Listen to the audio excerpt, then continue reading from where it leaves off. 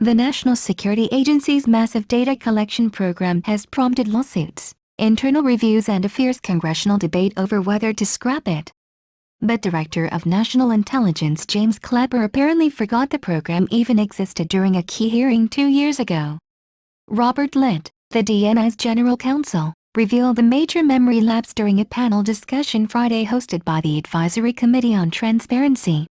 He was offering an explanation as to why, in a now infamous exchange several months before Ed Snowden-leaked material surfaced on the NSA program, Clapper told a Senate committee that the government does not wittingly sweep up information on millions of Americans.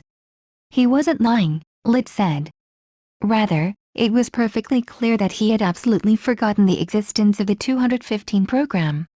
The claim may be startling for the lawmakers, civil liberties advocates and transparency groups who have debated the program intensely since it was revealed in a series of media reports in mid-2013.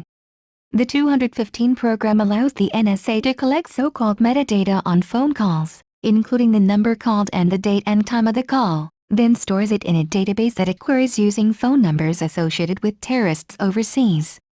Officials say they don't use the information for any other purpose, and that the legal powers that enable the program are essential to the hunt for terrorists.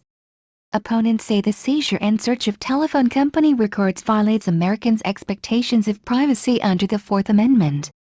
Clapper's early 2013 testimony created a congressional controversy after the Snowden revelations showed the NSA was gathering data on Americans.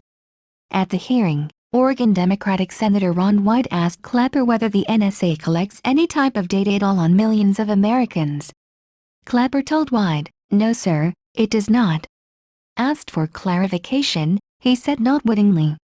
Clapper later apologized, sending a letter to the Senate Intelligence Committee admitting his answer was clearly erroneous.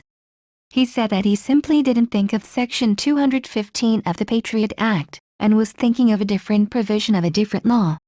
Litt offered more details on Friday of what happened behind the scenes of that hearing. He said they were only notified the day before that White would ask that question. The DNI did not get a chance to review it, Litt said. He was hit unaware by the question. Litt, whose comments were first reported in The Hill, said it was not an untruth or a falsehood on Clapper's part. This was just a mistake on his part. "We all make mistakes," he said. He said he realized Clapper forgot after personally telling him he had been wrong. He said Clapper was thinking about a separate program used to sweep up internet information on foreigners. Litt said he should have corrected the mistake right away. Litt's explanation comes as the courts and Congress debate the program anew. A federal appeals court ruled Thursday that the bulk collection of Americans' phone records is illegal. The court all but pleaded for Congress to sharpen the boundaries between security and privacy rights. Meanwhile, lawmakers are weighing the renewal of the USA Patriot Act, including data collection provisions. The House is slated to vote next week on a bill to reauthorize the law while also ending the government's dragnet collection of records.